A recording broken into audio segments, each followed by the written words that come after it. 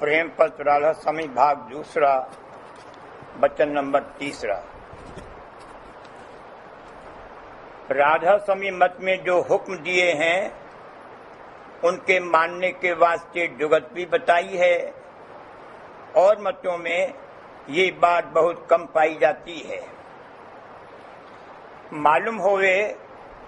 कि हर एक मत में हुक्म दिए गए हैं, कोई मानने के वास्ते, कोई छोड़ने के वास्ते। इन हुक्मों का पढ़ लेना और जुबान से कह देना और सुना देना बहुत आसान है, पर उनके माफिक बर्ताव करना इस तौर पर कि जो बात करना चाहिए उसको थोड़ा बहुत जरूर करना, और जो बात मना है उसको जहां तक मुमकिन होवे न करना, यह काम बहुत मुश्किल है, क्योंकि इस बर्ताव में मन और इंद्रियों पर चोट पड़ती है और उस चोट की बर्दाश्त हर किसी को नहीं हो सकती। यही सबब है कि कुल मतों में बहुत से तो अपने मत से बिल्कुल नावाकिफ यानी मूर्ख हैं, और जो थोड़ी बहुत समझ बूझ रखते हैं वो वाचक हैं, यानी जुबानी अपने मत के हुक्म और कायदे सब सुना सकते हैं, पर उनके माफिक बर्ताव बिल्कुल नहीं है। और कोई बिरले यानी बहुत कम ऐसे लोग होंगे जो थोड़ी बहुत कोशिश हुक्म और कायदों के माफिक अपना बर्ताव दुरुस्त करने को कर रहे हैं, और जांच कर देखते हैं कि उनकी मेहनत और कोशिश बहुत कम फायदा देती है, यानी मन और इंद्रियां और उनकी तरंगें बहुत जबर हैं, और उनकी रोक और अटक बहुत मुश्किल बल्कि नामुमकिन मालूम होती है। इससे जाहिर है कि जितने हुक्म हर एक मत के आचार्य ने दिए हैं वो सब बेकार और बेफायदा हो गए, क्योंकि आमतौर पर उनके माफिक कार्रवाई कहीं नजर नहीं आती है, बल्कि बहुत से मामलों में साफ उन हुक्मों के बरखिलाफ यानी उल्टा बर्ताव होता है, और फिर वे लोग अपनी उल्टी कार्रवाई देखकर न शर्माते हैं न पछताते हैं, और न खौफ मालिक या अपने आचार्य का दिल में लाते हैं। अब किस तरह यकीन किया जावे कि इस किस्म के लोग अपने आचार्य का हुक्म मानते हैं या उनसे उम्मीद अपने उद्धार की रखते हैं? ऐसे लोगों की कार्रवाई पर पूरा पूरा भरोसा और एतबार न दुनिया के मामलों में हो सकता है न दीन के मामले में, क्योंकि जब उनका कोई खास मतलब या नफे का मामला होगा उसमें फौरन अपनी बुद्धि और चतुराई के साथ सत्य और असत्य और हक और नाहक और दूसरे का नुकसान और हक तलफी का ख्याल छोड़कर जो कार्रवाई होगी उसको फौरन अपने दुनिया के मतलब के पूरा करने के वास्ते उलट पलट कर देंगे। कोई मत में ऐसा लिखा है कि जो कोई हुक्मों को न मानेगा वो जहन्नुम यानी नरकों में सजा पावेगा और उसका उद्धार नहीं होगा। पर यह डर बहुत कम असर लोगों के दिल पर पैदा करता है, क्योंकि प्रत्यक्ष यानी मौजूदा हाकिम का खौफ, सजा वगैरह का यह मन बहुत कम मानता है, और अनेक तरह की तदबीर और युक्ति निकालकर कानून के पंजे से अपनी निकासी ढूंढ लेता है। फिर गायब हाकिम यानी मालिक का डर कौन माने? सिवाय इसके विद्या और बुद्धिमान लोगों ने बहुत सी किताबें हर एक मत में ऐसी बनाई हैं कि जिससे लोगों के दिल से इस बात का यकीन भी जाता रहा कि आया नर्क 84 और जहन्नुम वगैरह मौजूद हैं, बल्कि ऐसी समझौती उनको दी गई है कि यह मुकामात और सजाएं वास्ते डराने और धमकाने नादान जीवों के उस्ताद लोगों ने अपनी मान बढ़ाई और धन पैदा करने के मतलब से तजवीज की है, और असल में उनका कहीं वजूद नहीं है। इस तौर पर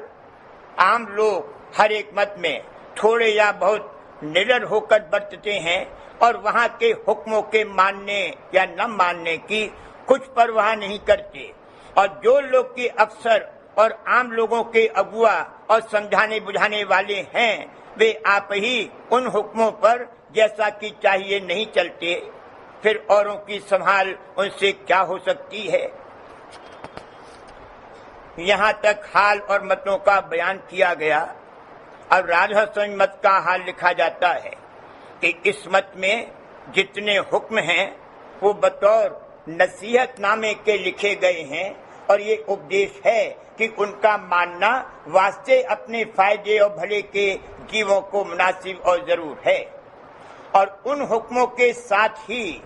उपदेश वास्ते कमाने सरस योग के लिखा गया है कि जब तक कोई अभ्यास करके अपने मन और सूरत को इंद्रिय घाट से हटाकर ऊंचे की तरफ अपने घट में नहीं चढ़ावेगा, तब तक उसका उद्धार नहीं हो सकता है। और यह भी संग संग उपदेश है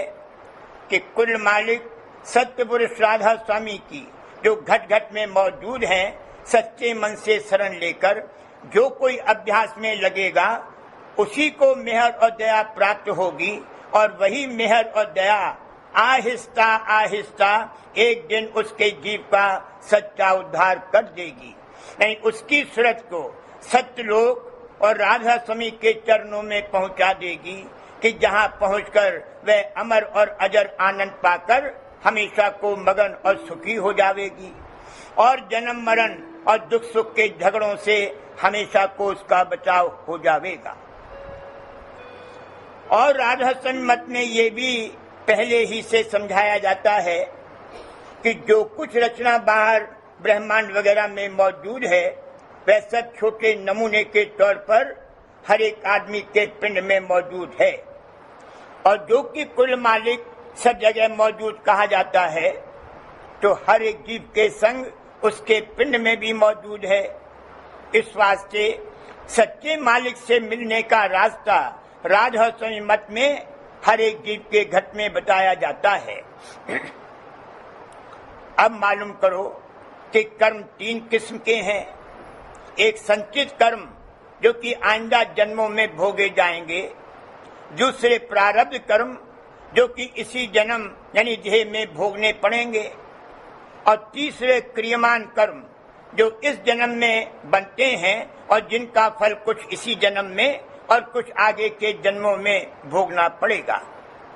और जब तक ये तीनों किस्म के कर्म काटे नहीं जावेंगे तब तक सच्चा और पूरा उद्धार होना मुमकिन नहीं है। अब समझना चाहिए कि राधा स्वामी मत की खूबी और बड़ाई इस बात में है कि राधा स्वामी दयाल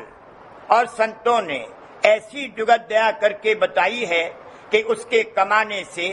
दिन दिन जीव का घाट यानी स्थान बदलता जाएगा और इसी कमाई के साथ इसके कर्म सहज में कटते जावेंगे और इसी जन्म में वो संतों की दया से नेह कर्म होता जाएगा। फिर जो हुक्म की नसीहत के तौर पर लिखे हैं, संतों का जीव उनकी मेहर और दया से आप ही अपने मन और इंद्रियों पर जोर देकर मानता जाएगा और रफ्ता रफ्ता एक दिन ऐसे मुकाम पर पहुंच जाएगा कि जहां पर कर्म और भर्म और काल और माया का असर इस पर हरगिज नहीं पहुंच सकेगा और इस तौर पर एक दिन अपना पूरा उद्धार जीते जी आप देख लेगा। अब वो तरकीब कि जिससे सूरत, मन और इंद्रिय और पिंड और ब्रह्मांड से न्यारी होकर अपने निज घर में पहुंचे और तीनों किस्म के कर्म यहाँ के यहाँ ही कट जावे, तफसील के साथ आगे बयान की जाती है कि जिससे संतों की दया का हाल अच्छी तरह समझ में आवेगा और तब राधा स्वामी मत की बड़ाई का थोड़ा बहुत यकीन मन में आवेगा। जिस वक्त की जीव राधा स्वामी मत में शामिल हुआ उसी वक्त से उसको 2 किस्म का अभ्यास करना पड़ता है। एक वास्ते समेटने मन और सूरत बिखरी हुई के असली बैठक की जगह पिंड में, और दूसरा वास्ते उनको चढ़ाने के आकाश में, और फिर उसके और पिंड के परे ब्रह्मांड में, और फिर उसके भी परे संत अथवा दयाल देश में जहाँ सच्चा और पूरा और अमर आनंद प्राप्त हो सकता है। और मालूम होवे कि इससे नीचे के देश में ऐसा पूरा और अमर आनंद बसब मिलोनी माया के हासिल नहीं हो सकता है। पहले अभ्यास का ये फायदा है कि मन और सूरत जो जगह जगह पिंड में और बाहर अनेक पदार्थों और जीवों में बंधे और बिखरे हुए हैं, सिमटकर मध्य में आंखों के परे जमा हुए, वही असली बैठक का स्थान है। इतने ही अभ्यास में जो दृष्टि से बन आवे, इस कदर रस और आनंद मिलेगा और कैफियत नजर आवेगी कि इस जीव के दिल में सच्चा शौक और प्यार अपने सच्चे और कुल मालिक के चरणों में पैदा हो जावेगा और अपने घट में सब सामान के भंडार होने का यकीन दिल में आवेगा। दूसरे अभ्यास का ये फायदा है कि मन और सूरत धुन की डोरी पकड़ के ऊपर को चढ़ेंगे और अपने सच्चे और प्यारे मालिक की दया और मेहर के परचे अंतर में सिवाय मामूली रस और आनंद और कैफियत वगैरह के देखने लगेंगे। तब सच्चा प्रेम जागना शुरू होगा और सच्चा यकीन मालिक के हाजिर और नाजिर और हर वक्त अंग संग मौजूद होने का दिल में आता जावेगा। और जिस कदर ये हालत पैदा होती और आइंदा को बढ़ती जावेगी, उसी कदर इस जीव के मन में सच्चा खौफ, अपने सच्चे मालिक की अप्रसन्नता यानी नाराजगी का पैदा होता जावेगा और उसी कदर यह जीव नापसंद और बुरे कामों से आप बचता जावेगा और जिन कामों के वास्ते हुक्म है और मालिक की प्रसन्नता उसमें हासिल होने की उम्मीद है, उसमें ये जीव आप बरतने लगेगा। खुलासा यह है कि जब कोई काम इस जीव से नाकिस या नापसंद बनेगा, फौरन उसको मालिक की अप्रसन्नता का हाल अपने अंतर में वक्त अंतर अभ्यास के मालूम हो जावेगा। यानी उस रोज मामूली रस और आनंद भजन का नहीं मिलेगा और न कुछ खास मेहर और दया मालूम पड़ेगी। इस भारी नुकसान के खौफ से यह जीव आप कोशिश करेगा कि जिसमें इस पर दया और मेहर दिन दिन ज्यादा होती रहे और भजन का रस और आनंद मिलता रहे। इस तरकीब के साथ जीव सच्चे तौर पर आसानी के साथ तामील सच्चे हुक्मों की कर सकता है और नहीं तो चाहे जिस कदर पढ़ो और समझो और चाहे जिस कदर बातें बनाओ, यह मन और इंद्रियां हरगिज किसी के काबू में नहीं आवेंगे। कहीं कहीं अगर किसी खास खौफ या दुनियावी नुकसान के ख्याल से जो कोई बच रहा, क्या उसने दृष्टि से बर्ताव किया, कि आम जीवों के वास्ते काफी नमूना नहीं हो सकता है। आमतौर पर जो कोई बचेगा वो राधा स्वामी जाल कुल मालिक की दया और अपने वक्त के संत सदगुरु की मदद से और उस दया और मदद हासिल करने को राधा स्वामी मत के माफिक अभ्यास करना जरूर दरकार है और उसके उसूल और कायदों के माफिक समझ और बूझ संभालना चाहिए। अब राधा स्वामी मत के अभ्यासी के कर्मों के कटने का हाल सुनो कि जिस कदर ये जीव अभ्यास करके ऊपर को चढ़ता जाता है, उसी कदर उसके कर्मों का दफ्तर साफ होता जाता है। यानी अंदर में जो चैतन्य आकाश है, उसमें सब संचित कर्मों के नक्श मौजूद हैं। जैसे सूरज और मन उस आकाश मंडल से गुजर करते हैं, वे कर्म जिंदा होकर घड़ियों और पलों में अपना भोग दे देते हैं और कर्मों का मैदान इस तरह साफ होता चला जाता है। दूसरे प्रारब्ध कर्मों का असर बसब नित्य अभ्यास चढ़ाई मन और सूरत के बहुत कम व्यापता है। यानी जब सूरत आंख के मुकाम पर जैसे जागृत अवस्था में बैठती है, उस वक्त संसार और देह के दुख दर्द और चिंता और फिक्र सब व्यापते हैं और जिस कदर की सूरत की धार अपने अंतर में मुतवज्जे होवे यानी खिंच जावे, जैसे सोने के वक्त या गहरे नशे या गश की हालत में, या जबकि डॉक्टर लोग शीशी सुंघाकर फोड़ा चीरते हैं या बदन काटते हैं, उस वक्त देह और संसार का दुख और सुख बहुत कम बल्कि बिल्कुल नई व्याप्ता है। इसी तरह जिस कदर अभ्यास करके सूरज का अंतर में खिंचाव और चढ़ाव हुआ, उसी कदर प्रारब्ध कर्मों का वेग यानी असर उस अभ्यासी को कम मालूम होगा। तीसरे, क्रियमान कर्मों का फल इस तौर पर दूर हो जाएगा कि राधा स्वामी मत का अभ्यासी जिसने सच्ची शरण राधा स्वामी जाल की ली है, जो कुछ काम करेगा वह उनकी मेहर और दया और मौज के आश्रय करेगा और फल की इच्छा उनकी मौज और दया के आश्रय रखेगा।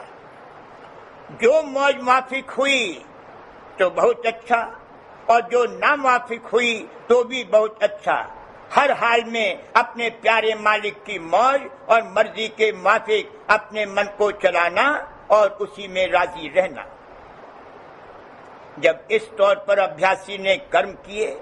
तो उसका बंधन उन कर्मों और उनके फल में मुतलक नहीं हुआ। इस तरह रफ्ता रफ्ता सब कर्म करते जाएंगे और जब अभ्यासी मेहर और दया से त्रिकुटी के मुकाम तक पहुंचेगा,